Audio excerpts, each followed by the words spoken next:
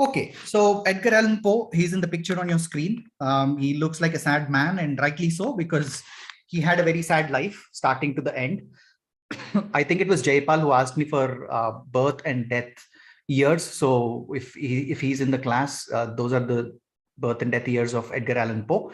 He basically was born to actor parents, rich parents. His dad left him in childhood. His mom died of TB or something, and he was then adopted by another family. That's where the name Allan comes into picture in Edgar Allan Poe. And then he went to college. He gambled a lot of money. In fact, in his first semester, he came home with, a huge gambling debt, which is a huge money at that time. And then he got married. His wife died. He was a raging alcoholic. So basically, you see the whole gamut of problems he had in his life. He had no friends for one basic reason, and that is because he gave really bad reviews about other authors.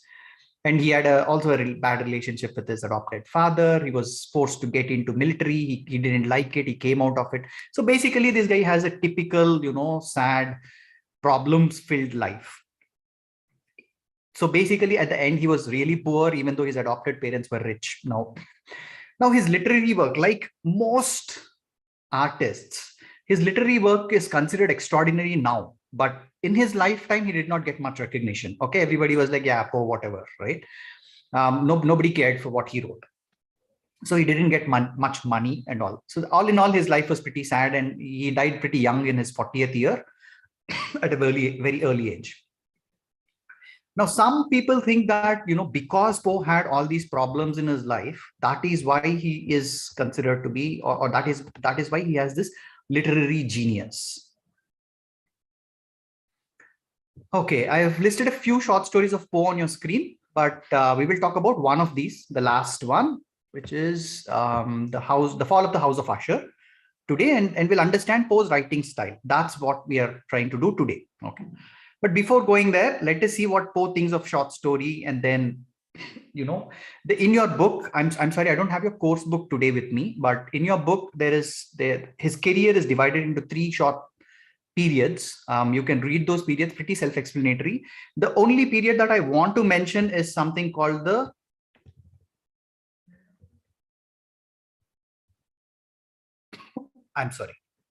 something called the ratiocinative period. Okay. Now, ratiocinative is a very posh word for detective. Okay, so you can always replace that and then write it. They talk about grotesque, they talk about arabesque, and then there's ratiocinative. If you want, we can talk about this at the end of the class if we have time. But the book is pretty self-explanatory. Okay. Now we are only talking about Poe's short stories, but we also have to remember that he also wrote a lot of poems and non-fiction works. He did a lot of work. Now, he was a literary critic also. So he wrote a lot of reviews, like I said, on other people. Most of them were horrible reviews. He didn't like a lot of people, contemporary authors. But from a short story perspective, he not only wrote, these short stories, but also contributed to the short story theory. Okay, now what is short story theory? Like somebody said, if it is 10,000 words or less, then we'll call it a short story. Okay, that's short story theory. Basically, you are laying down rules of what a short story should be, what can be called a short story. Okay, so Poe did a lot of not only fiction work, but also on the theory part. Now, but he did all this, but like I said earlier, his reputation was bad in his lifetime. So as you can see, this guy was not really popular in a good way in his lifetime. I'm sorry, please excuse my coughing. I'm not feeling really well today. But anyway, let's move on to one of Poe's short stories. Any questions, guys, so far? Anything that you wanted to add? Let me quickly look at the chat. Short story was told in less time and read in 30 minutes. Okay, that's correct. Any other comments? Okay, let's move on. So this is one of Poe's short stories. It's in your book. I am not sure what the page number is because I don't have the book with me today.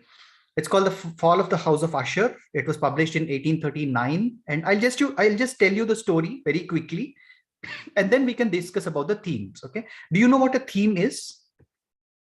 What's a theme? Anybody? Theme is the main object of whatever is the topic that is going to be talked about. So everything revolves around the theme, sir. Supposing we want to organize a program, we begin with a theme. If we are going by a particular theme, if the order is going to be blue, or then we'll all stand by that color, or whatever may be the occasion, we'll go by that. Archana says page number 42. So if you have the course book, please go to that page. But yeah, Mildred, you're right. But I'll follow that up with another question then. So can there be more than one themes to a short story or a novel or whatever? In the literary sense, you're right. What your definition of theme, I agree with you. But the next question is, can there be more than one theme? Is that possible? Perhaps they can be, but there might be confusion, or they may be, I wouldn't know, but it's just my guess. They can be. Okay, very good. So let's see what this story talks about, and then let's talk about theme from your perspective, and then see if we are right or not. Okay, let me tell the story first. This is a short story that revolves around three main characters. There are only three characters in this. So somebody said there will be only one character. So your definition has to be changed. There can be more than one character in the short story. Okay, so three main characters. The first is an unnamed narrator. We don't know this guy's name. And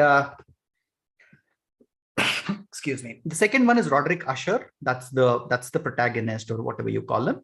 And then there is this lady, his twin sister, called Madeline Usher. Okay, these are the only three characters. The whole story begins with this unnamed narrator who we don't know the name of. He's coming to the house of his friend, Roderick Usher, as Roderick has sent a letter to this guy saying that he is very sick, and then he invites the narrator to visit him and then help him. So as this narrator comes to the house of Usher, he notices a thin crack in the roof. Just remember this thin crack in the roof, because this is very significant symbolism. And then we'll talk about it at the end of the story. So down in the front of the house, he sees a thin crack on the roof. Then it is revealed that Roderick's sister, Madeline, that's the character's name, she is also sick with some unknown disease. The disease is not mentioned. Now, no doctor in that town is able to find out what is Madeline's disease. Everybody has tried. Everybody has said, no, we don't know what's wrong with her. Now, Roderick and Madeline are the only remaining members of this Usher family. So the house of Usher basically comes from generation to generation. It looks something like the one on your screen. That's not a real picture, but of house of Usher, but something like that. Okay, an old something that is passed from generation to generation. Okay, then the narrator, right, as a good friend, he tries to cheer Roderick up by reading stories from the books in the library, and then listening to Roderick. Roderick plays guitar, so he tries to listen to him playing guitar and everything. Then Roderick tells the narrator that the house he lives in is kind of haunted. So, and then it's making him do things that he doesn't want to do. So in the meantime, what happens is Madeline dies because of her unknown disease. Now, Roderick is afraid that the doctors will take his sister's body, open it up, do a postmortem and research what caused the death and all. He does not want this to happen. So what he does is he insists that she be buried for 2 weeks inside the house. And then he says, to the narrator, we'll take her out after 2 weeks and then we'll bury her permanently. Now, the narrator agrees, and then he says, Roderick, okay, let's put Madeline's body in a tomb. Then they do that. And then over the next week, what happens is both Roderick and the narrator find themselves, increasingly agitated about a lot of stuff. So they get angry very soon. They get emotional and all that. Now, a flood or storm starts to happen. And then Roderick comes to narrator's bedroom one night shouting crazily, and then he throws up his... Excuse me, sir. Sorry, MS, I have to mute you. Yeah. Which block you are going to say, sir? This is a short story block. I'm not sure. Archana, can you please help with the page number? Page 47 and 46. Okay, 47 and 46. So there's a storm that begins, and then Roderick comes into the narrator's room, and then he starts shouting, and then he throws open the window, and then Roderick basically points out to the lake, and then it seems to glow in the dark. These are all kind of, if you can really think about it, then it's kind of horror story, right? For lack of another word. Then the narrator tries to calm down Roderick. He reads from a book from the library, and then as he's reading, he and Roderick hear a cracking and ripping sounds from somewhere in the house. Okay. At first, the narrator ignores the noises, and then he says, it's nothing. It's just, noises, because it's an old house. But Roderick becomes increasingly hysterical, and then he starts shouting and everything. And Roderick says, no, this house is haunted and whatnot. So anyway, narrator, at this point, we know that the narrator and Roderick have actually buried Madeline while she was still alive. Okay, so basically they've buried her while she was still alive. Anyway, while the narrator is still reading, the bedroom door opens, and then Madeline is standing there at the door, okay, with blood all over her and everything. The typical ghost get up. She's there. She attacks her brother, falls on him, and then Roderick dies, and then Madeline also dies. Both of them die. Now the narrator then runs from the home, and then when he does that, he notices a flash of moonlight behind him. And then, if you remember at the start of the story, we talked about a tiny crack in the ceiling. On the wall. You spoke about the crack on the wall. Right. The ceiling, the roof, right? Yeah. Roof. So what happens is that expands, and then he just turns back in the time to see the moon shining through that suddenly widened crack in the house. It widens, and as he watches, the house of Usher splits into two and then falls down. Okay. So of the three characters that Poe has in this story, two of them die and one just runs away out of fear. Okay. That's a very quick summary. It's not a big story also. I think the full story is written in your book. So if you have time, it's an interesting story. So go through the story. It's an interesting one. Okay, now let us talk, now that we know the summary of the story, let us talk about Poe's magic. What does he do? Now, first thing is, when you read this story, you will notice that every single word is relevant and needed in the story.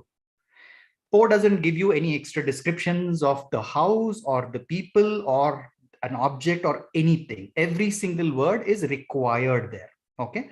Why does this happen? Because, like somebody said, most people agree that a short story should be less than 10,000 words. So you have a constraint on space there, right? So everything that an author writes in a short story has to have some kind of significance, and then it has to tie into everything else in the story. Secondly, we talked about, the effect that the short story should have on its readers. Now, this short story, the technical term is Gothic. Okay, it has Gothic elements. I'm sure Tausi, for somebody whoever is taking the British literature, one will talk about Gothic literature. It has elements of Gothic, and then the reader kind of looks at it and then or reads it, and then the author weaves the incidents to make this effect come through. Okay, why does he do that? Poe is a very big believer in the effect that a short story should have on the readers. So what he says is, you first determine what effect you want. So you first determine if you want your readers to be scared, or you want them to be laughing, or you want them to be, smiling in a romantic nature, or what is the effect that you want to have on your readers. Okay. In this story, the effect obviously is horror. So he's determined that horror is the effect that he wants on the readers. And then what he says is, you build all your characters and your themes and whatever you want to build around that effect. That is how he says a short story should be written. Okay, that's understandable. Now, like I said, fear and haunting are the effects that Poe wants from this particular story. And if you notice, he starts it from the first line in the text. If you look at your book, or it's there on your screen also. The first line is, during the whole of a dull, dark and soundless day in the autumn of the year, when the clouds hung oppressively low in the heavens, I had been passing alone on horseback. Now, if you see, this is just one sentence, right? Yet you have all those yellow marked, bolded words on your screen, which are dull, dark, soundless, clouds hung oppressively low, passing alone on horseback. All these are supposed to give you, the chills, right? I mean, you'll have to go back and then say, oh, something ominous is going to happen. Something bad is going to happen. So he doesn't waste any time. Even the first sentence, he starts off with the effect. Okay, so that's how important the effect is for a short story. Okay. Now, this is the masterfulness of, or Poe does it masterfully, okay, with this effect and all. That's the greatness of Poe. Now, his stories are not for action or characters. I mean, if you see, the characters are pretty simple people, right? I mean, there are two people who have a home from generations, and then there's one unnamed narrator. This guy doesn't even have a name that we know of. So these stories are not for action or characters, but then the presentation of the design. So basically, let me put it this way. The meaning is one level below the words. Okay, the words are just there, but then Poe does not want you to look at words. He wants you to look at the meaning, which is one level below. Okay, hold on for 1 second. Thought I had it on.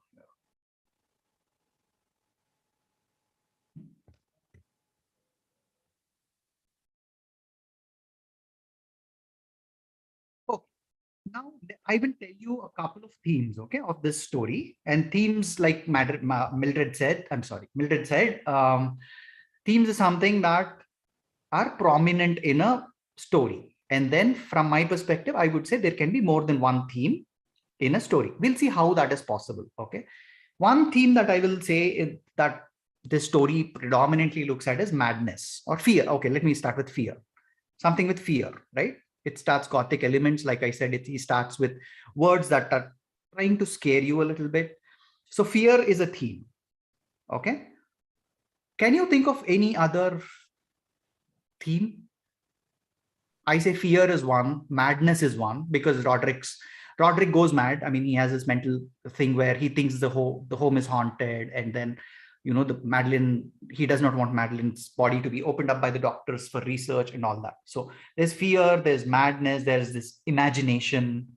So all these are themes of this story. And then madness, I'm saying because both Roderick as well as Madeline suffer from insanity. Okay. And then fear, I'm saying because Roderick fears that house will make him do something and whatever. In reality, in rational thought, something like this cannot happen, right? An object like a home telling you to do something, but Roderick fears that, you know, that can be possible. That's why I'm saying and fear is a fear. What is that? Say that again. Facing the fear. Facing the fear. Okay. Okay. So let me call that a sub-theme of fear. Will you agree with that?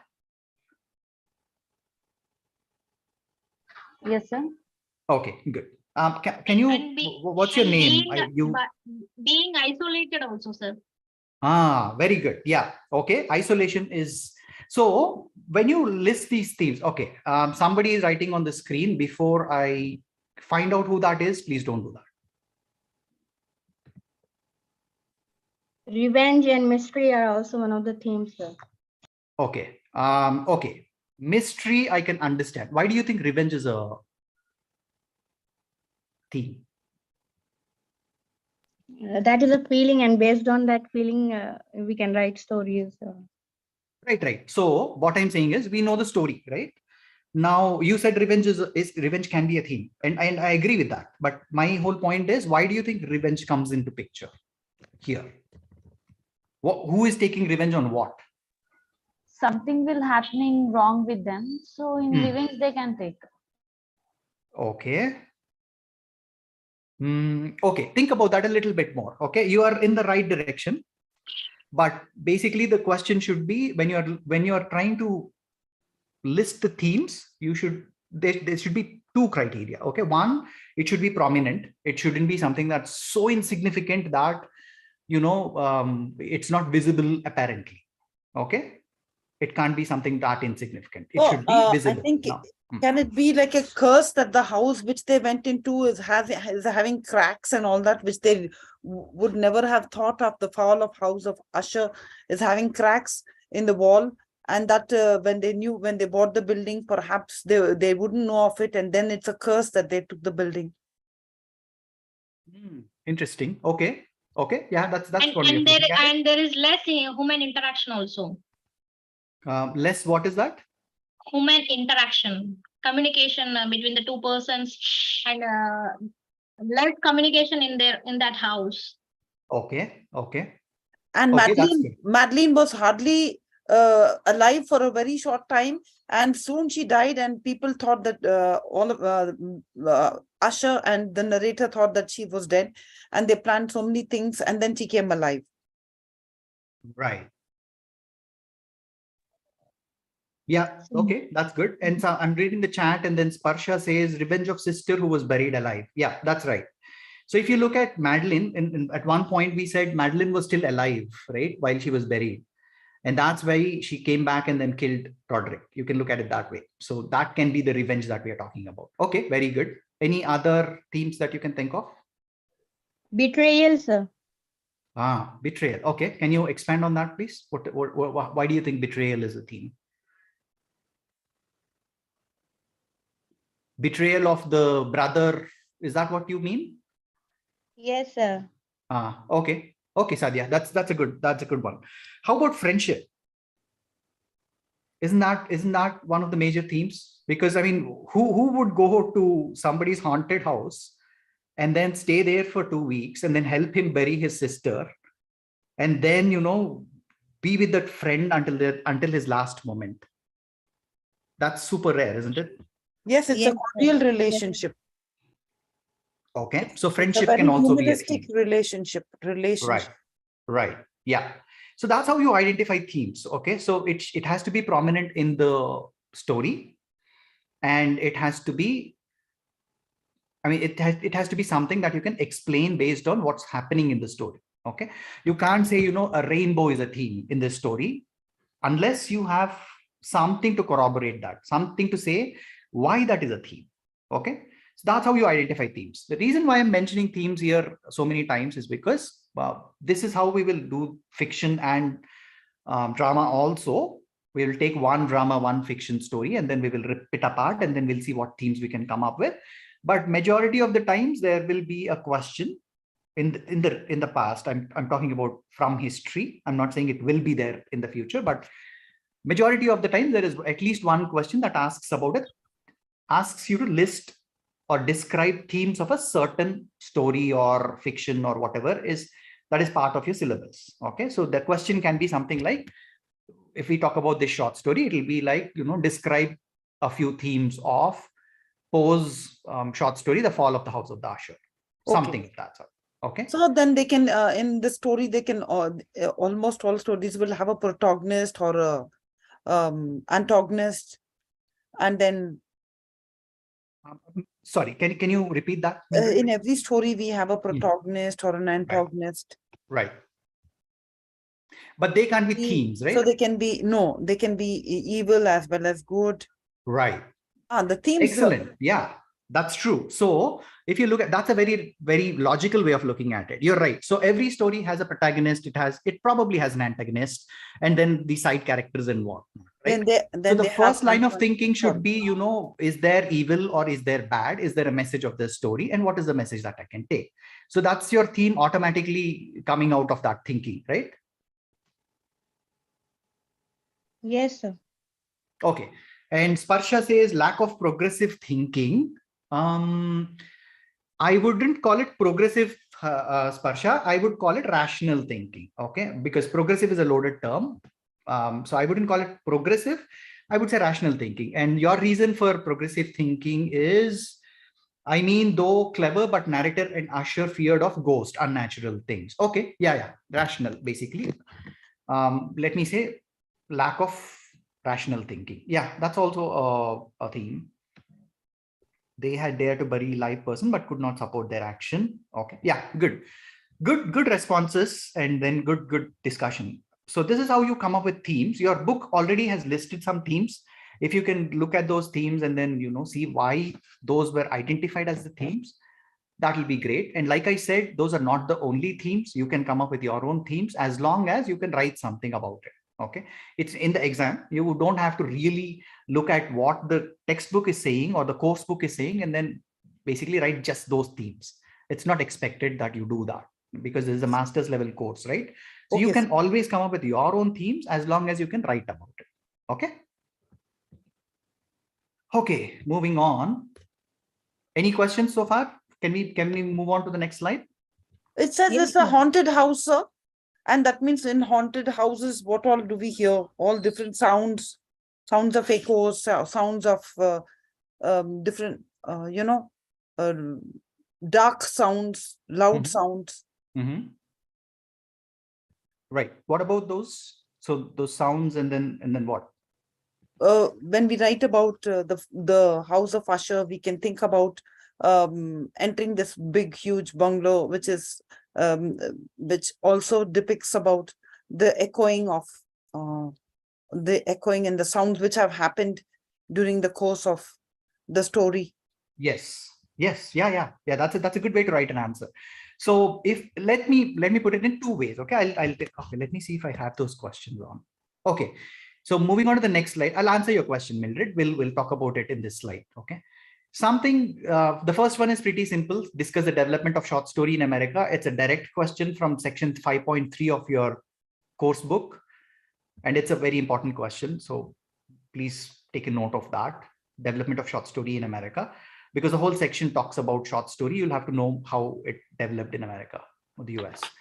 Now, the second thing is what I was talking about. Discuss the major themes of the fall of the House of Usher. Like I said, you can write the themes that are listed in your textbook if you can remember them, or another alternative way is if you remember the story, then you can come up with your own themes and then write about them.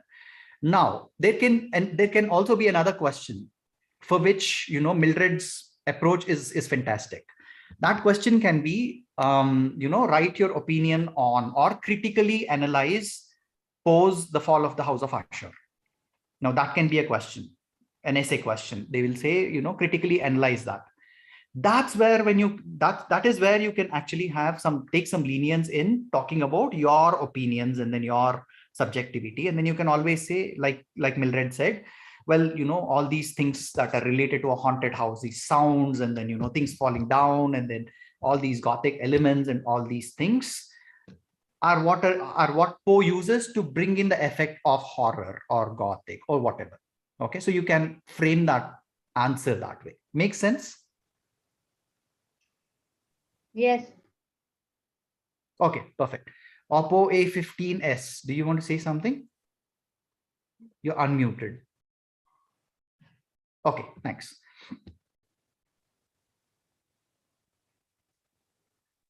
Okay, let's move on to 19th century American fiction. So far, do you have any other questions on short story or Poe? I mean, Poe is my favorite short story writer. So, I mean, I keep going back to Poe every once in a while in this whole course. But it's an amazing story, House of the Usher, and also, you know, his most of his stories are really good. So if you get a chance, please do read his books and works. Okay, moving on to Unit 6. I think we are in Block 2 now, right? Yes, Unit sir. 6 is in Block 2, right? Okay, fine. So what we'll do is we'll go through all the units first, and in the last class, I think it's the 8th class or something. I think you have 8 classes. 8th class or something. What we'll do is we'll dedicate that whole class to talking about what are the most important things in each of those blocks. Okay. Now, my humble request is please don't go through those important topics as if those are the only ones that will come in the exam. Okay? The paper setters this is a very big thing. The paper setter can give you any question. Okay, it's not mandatory for them to give certain types of questions or anything. So you can be tested on anything because this is, again, like I said, master's level course, right? So my suggestion is go through the whole book at least once. At least once you'll have to go through the whole book, because sometimes you don't know, you might remember something in the exam and not, you know, before. So my request is go through the book for sure. It's hardly 200 pages or something. But we will, I know most of you have this question on what are the important topics or whatever. We'll get to that at the end. Let's first go through the whole book first. Okay. Okay. Unit 6, 19th century American fiction. And like I said, we are going through time. We've talked about, you know, way back when, and then we talked about Native American literature. Then we talked about 17th, 18th century colonial literature, and then 19th. We are now in 19th century. Your book talks about two extremely important people. One is Herman Melville, and the other one is Mark Twain. We will talk about these two people in this particular unit. Now, in specific, we will look at Melville's Moby Dick. This was published in 1851. And again, for Jaypal's benefit, I've put the dates there so you can see those. And we will also talk about Mark Twain's Huckleberry Finn. I think Huckleberry Finn was, I think every one of us knows what that story is. And then because we had that in schools and colleges as supplements and everything. So anyway, those of you who attended the first class might remember that, you know, adventure is one of the major themes we discussed in American literature. Now, if you see, I've mentioned that in that class also, but if you see here, the title of Twain's book has the word adventure in it. And a lot of other books also have the word of adventure. So that is a major theme in American literature. So in your exam, if you're writing about the theme of adventure or something, you can mention Huckleberry Finn as an example. Whatever. Moby Dick, I will not tell the story in detail because it's a huge book and a summary of the story is given in your course book. I will give a very, very brief summary of it. It's an interesting story again, so please go through it when you have time. It's like a 400 plus pages book, so it is kind of long, but again, it's an interesting one. Anyway, a very short introduction. Moby Dick is a story about a ship captain named Captain Ahab. This guy's name is Ahab, who wants to take revenge on a white whale. Whale, the animal, right, that lives in the ocean. He wants to take a revenge on a white whale. It's called, the name of the whale is Moby Dick. Now, Moby Dick eats off Ahab's leg in one of his journeys. And because this guy is a ship captain, he goes on journeys on the ocean. And then in one of those encounters, Moby Dick just, rips apart this guy's leg. Now, Ahab wants to kill this whale because he wants to take revenge. He's like, oh, okay, you eat my leg, I'll kill you. That kind of revenge. The whole story is narrated by one character. That character's name is Ishmael. So Ahab, Ishmael, and a lot of other people from different races across the world, what they do is they go on a voyage in a ship called Pequod. They go on to the wide oceans and then in search of Moby Dick. Now the goal, like I said, goal of the voyage is to get whale oil. That is what they will tell everybody, that we will get whale oil. But our guy Ahab is, he has different plans. He has his own agenda. He basically wants to kill Moby Dick because his leg was ripped out in a previous voyage. Now, rest of the story revolves around the adventures that the ship crew goes through in finding this whale. People are dying, and in the end, Moby Dick kind of kills Ahab. Okay, Ahab went out into the ocean to kill Moby Dick, but the opposite happens and the whale kills Ahab.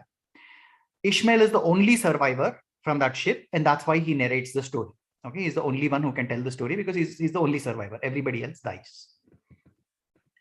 Now, this is a, super short, concise version of the story. It has a lot of twists and turns, but this is the basic gist of it. Now, themes wise, one thing that can be a theme is, of course, revenge, obviously, because I've used that word multiple times. Revenge of Ahab and versus Moby Dick. That's the duel, and that can always be the theme. But let's go into a little bit more deeper themes. Can anybody talk about, some are listed on your screen: limits of knowledge, nature versus man, fate versus will. Okay, let's take 3 of those, okay, because of time.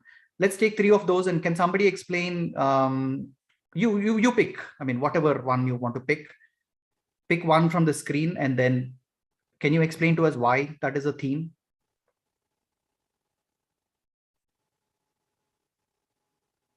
Anyone? There's 62 participants.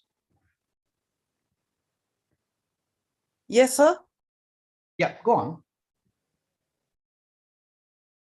It's going to be about slavery and free will of the people who were gone on the voyage or gone on the No. So adventure. Mildred, I'm sorry to interrupt you. You're talking about the ones from Mark Twain's Adventures of Huckleberry Finn. We're talking about the one before that, Melville's Moby Dick. Yes, sir. In Melville's Moby Dick. Just a minute. They have gone on in search of like you said, like oil, the whale oil, and so it's an adventure. I think it's an adventurous story. Okay. Good. Where is limits of knowledge? Why do you think that's a theme? What has that got to do with our guy Ahab and then the whale? Any ideas? It's unlimited, sir. I'm sorry, say that again. It is what? Unlimited. It is unlimited. What is unlimited? Knowledge. Means there will be different types and so many kinds, right? Right. Bravery, sir. Means there is no limits for knowledge. Right. Yeah. But we are talking about MS. I'm sorry, what's your name? Mamata, sir. Mamta. Okay, Mamta, you're right. Knowledge is limitless and all that. That's good. But the whole point is, how is that a theme of Moby Dick? We're talking about limits of knowledge, right? So basically what the author or the theme is limits of knowledge, because neither nature nor human life can be understood perfectly. Like you said, it's limitless, and then, it cannot be understood perfectly. Now, in multiple instances, the crew members of the ship wonder about their fate. Okay, they'll be like, oh, yeah, where did we come in? I mean, just because of this Ahab guy, we are in the middle of the ocean looking for this whale, and then we don't know what will happen to us. So they'll keep wondering about, their fate. So this is basically limited knowledge about life and then their future, and that's why it's a theme. Okay, you'll understand that when you read the whole book. Whether they will have the ability and the strength to kill a whale. Ah, okay. Yeah. That's good. That's a good way to put it. And then madness. Why is madness, very quickly, why is madness a theme? Who is mad here in that story? It's a kind of madness which they encounter to even think about doing such a thing of in search of going to look out for the white whale. Okay. Yeah, I'd put it in a way, in a little different way. I would say this guy is mad because he thought that he can go against nature and then go onto the open seas to find a whale, which is, the epitome of animalistic nature, right? I mean, it's a huge whale. And then he thought he could go against that in the open ocean, find it, and then kill it. All this for revenge. Okay, that's where the madness comes into picture. Okay, let me very quickly go through the chat. Okay, give me 1 sec. Nature versus man, Oppo A7, that's right. Surya Joshi says he does not know whether he will take revenge or not. Yes, he will not. Yeah, that's true. He wouldn't know, but then that is his primary goal. Revenge is his primary goal. If you go to more knowledge, sometimes it's cause of death also, maybe against the nature. Okay, good. Madness, crazy to take revenge. So yeah, that's right. That's a good observation. Okay, good. All good observations. Okay.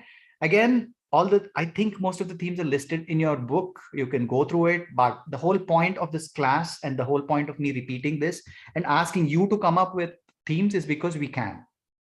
Okay, we don't have to stick with the course book. You can come up with your own themes, like I said, as long as they are relevant to the story. Okay, somebody has been asking me this question in the chat. What is meant by ratiocination? It basically means detective.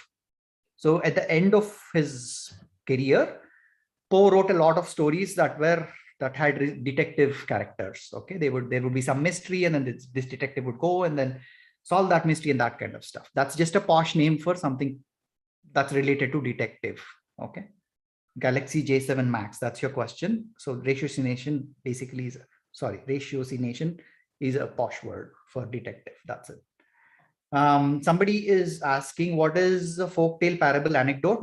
Can we come back to that question at the end of the class, please? We'll finish this thing, and then we'll in the last 1 or 2 minutes, can I answer that question? Oppo A7, is that okay?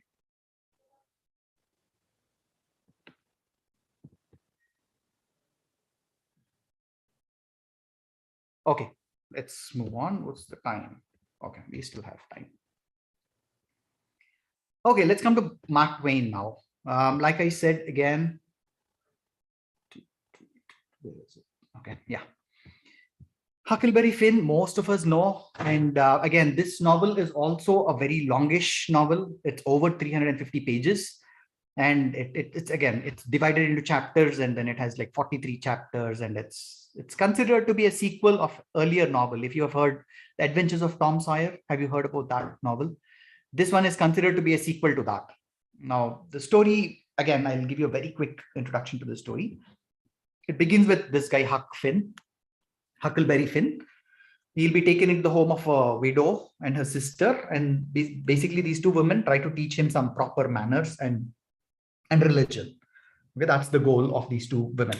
So this guy is put into their home. Instead of obeying them, this guy Huck kind of sneaks out of the house at night to join Tom Sawyer's gang and then pretend that they're robbers and pirates. And so this guy is a really mischievous guy. Okay. Right off the bat, we know that this guy is not somebody who will listen to these aunts. Okay, he's a very mischievous boy who doesn't listen to anybody. Now, one day, Huck's father, who has left him, returns. He leaves him earlier, and then he returns. His name is Pap Finn. It's one of the characters in the story. Pap has a history of violence, and then he's a drunkard. And Huck is basically worried about his dad's intentions. Okay, and he thinks that his dad will steal his money and all that. And to his fear, Pap kidnaps Huck and takes him to a small cabin. Huck is initially happy, actually, because there is no one to teach him manners and all. He'll be like, oh, good riddance. I don't have to deal with these two women who are trying to teach me manners and religion. But then on the flip side, his dad kind of abuses him by hitting him and all. So that happiness turns into sadness very, very quickly. So Huck fakes his own murder and escapes from his dad. And by chance, he meets this Miss Watson's slave named Jim. Okay, you'll have to, I mean, I wantedly used that word slave because that's a very, very important theme in this particular novel. Anyway, his name is Jim, and then who has run away for the fear that he will be sold. Okay, this is, now we're talking about a time when slavery was legal, and also slaves would be sold to one another by rich white people. Anyway, rest of the story revolves around how Huck and Jim escape getting caught and then experiences troubles, and they meet Tom Sawyer. In the end, what happens is Jim, the slave, is released and set free, and Huck starts thinking about his next adventure. Okay, that's how Twain ends this whole story. This seems like a very simple story or plot, but when it comes to themes, it's an extremely complicated one. Why? Because it talks about, majority of it talks about very practical themes. Okay? One that's listed on your screen is slavery and racism. Now, this novel is set in pre-Civil War time. If you know American history, Civil War was in 1860s, the 5 years between, North and South fought on slavery. The North said there shouldn't be slavery. South said there should be slavery. Eventually, North won. Okay, that's like one-line description of Civil War. So in this novel, many of the white people own slaves, and then they treat them very badly. They sell them off to others as if the slaves are objects. Okay? At multiple places in the novel, white people talk as if slaves are not even human beings. Okay, they literally talk as if they are objects. Now, for example, in one of the scenes between Huck and Tom Sawyer's aunt, he says, he talks about somebody getting there's an accident and then somebody getting hurt, and then she asks, oh, did anybody get hurt? And Huck says, no ma'am, just a slave got killed. Okay, you'll have to look at the, can you please excuse me for 1 second? Sorry.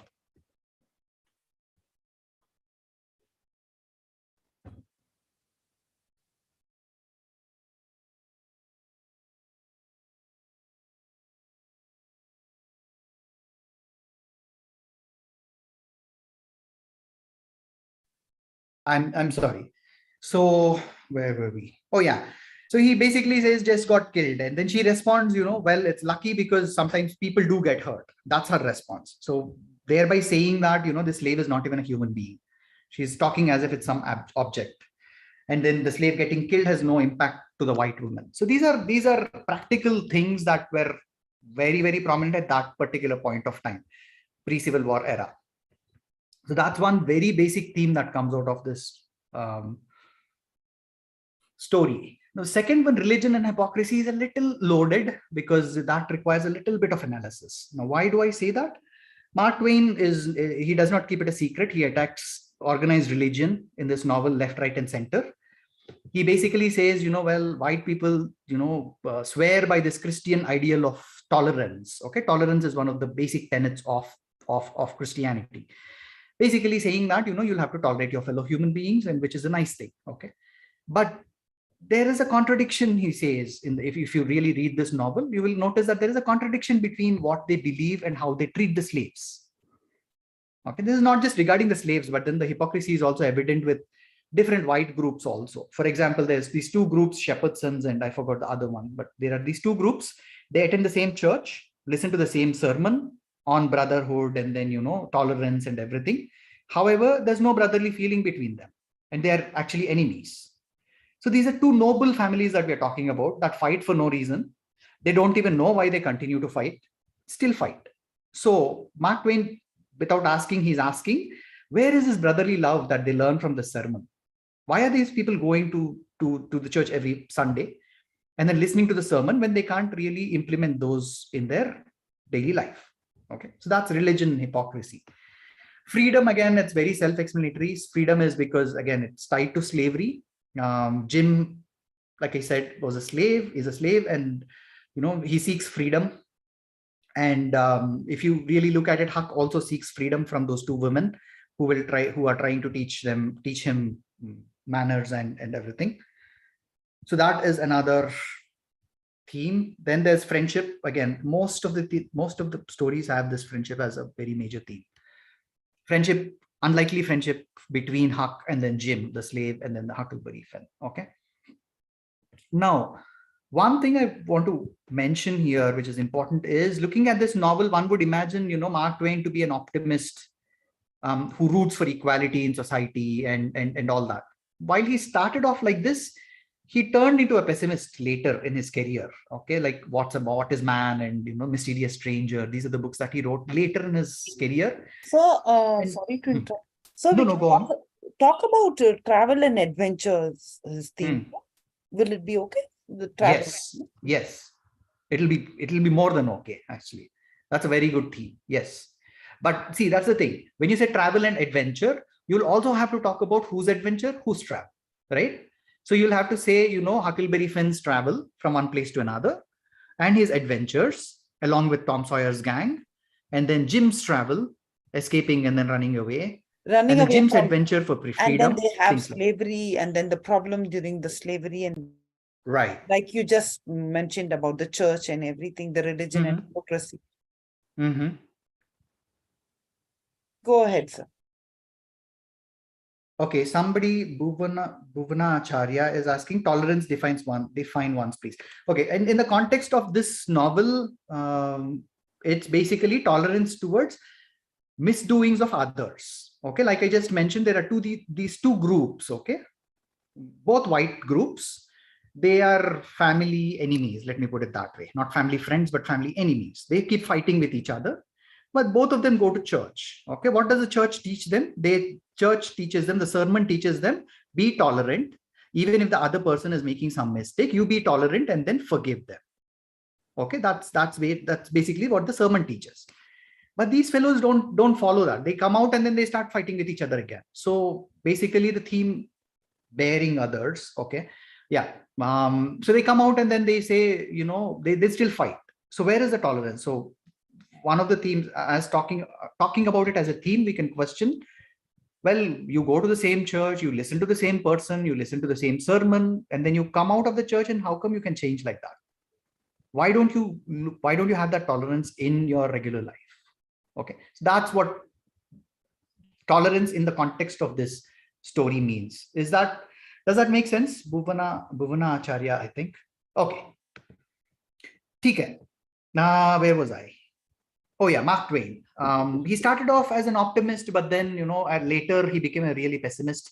He was bothered about the inhumanity of man, cruelty one can commit against another man. And this is Twain's term. He called the damned human race. That's what he says. Okay. He calls it the damned human race. So that tells us how much pessimism he had on the human race itself at the end of his career, or later parts of his career. Okay.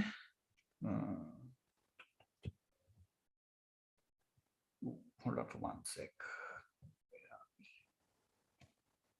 Okay, this slide is done. So how do you answer questions from this unit? We have a few minutes, so we'll just wrap it up. First one is basically, we just discussed nature versus man, fate versus, free will, madness, friendship. You can write about these themes and give examples from the characters of the novel. Okay. So when you write the answer, you can't just say madness is a theme. That's it. That's not going to cut it, because you'll have to explain why madness is a theme. And then for explaining that, you'll have to use the characters within the story. Okay. You can't use some other stories characters and then say that is why madness is a theme in Moby Dick. You can't do that. You'll have to use the characters in Moby Dick. Okay, and then the second one, discuss the adventures of Huckleberry Finn as a critique of American society. This is where, again, you have to put in your opinions and subjectivity into the answer. You can talk about racism, slavery, and the general view of American society from the novel's perspective. Again, you can't just, talk about it from your perspective. You'll have to use the characters and the situations and the scenarios from the somebody. Huh. You'll have to use it from the novel's perspective. Okay, we will end we are almost at the end of the hour, so we'll end by like we always do, a few recap questions. Can somebody say, or can somebody tell us any two themes of fall of the House of Usher? Any two themes? Badness. Okay. Gothic horror. Fear. Fear. Fear. Okay, good. Describe the two themes of Huckleberry Finn. Okay, Ashwini, Haunted Revenge, that's good. Slavery, racism. Okay, and Surya Joshi says adventures. Okay, good. Okay, and then can somebody answer who wrote the book Moby Dick? Melville. Melville. Okay, Herman Melville is his name. Yeah, that's right. Okay. Again, these questions are not to test you or anything. These are pretty simple questions, but just so that we are all on the same page. That's all. Okay. Okay. What we'll do is let's take a pause here. We are out of time for today, and then we'll continue in the next class. In the next class, what we'll do is we'll move to 20th century American novel. We discussed 19th century today. We'll move to 20th century American novel and then talk about two novelists. Both of them won the Nobel Prize. One is William Faulkner and the other one is Hemingway. We look at Faulkner's Light in August, and Hemingway's, I think, The Sun Also Rises, I think. And then we will also go through very quickly contemporary fiction, and then we will move on to poetry next week. Okay. Before I wind up the class, there was one question that I said I will answer at the end.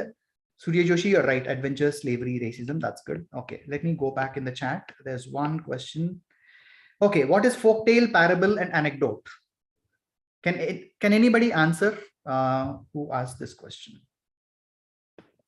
Okay, I don't know who asked this question, but it says, what is folktale, parable, and anecdote?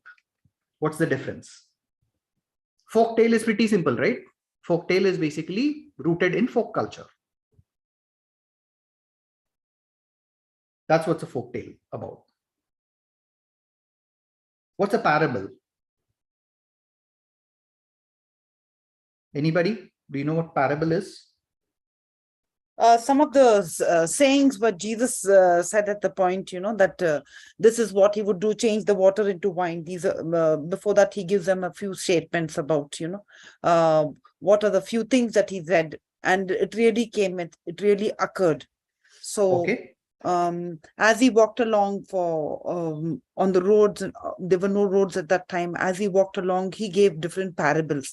That so and so situation has happened at that time. He never talked to the person directly, but he told them stories related to whatever messages he had to convey. It was through parables. Okay, good. Yeah. So from a definition perspective, right, folktale can be kind of a story that gets passed on from generation to generation. It can come from one generation to another generation. So as you can see, most folk tales are oral. Okay, they get passed from one person to another person. So during the course of these generations, the folk tales can change depending on who is telling the folk tale. Okay.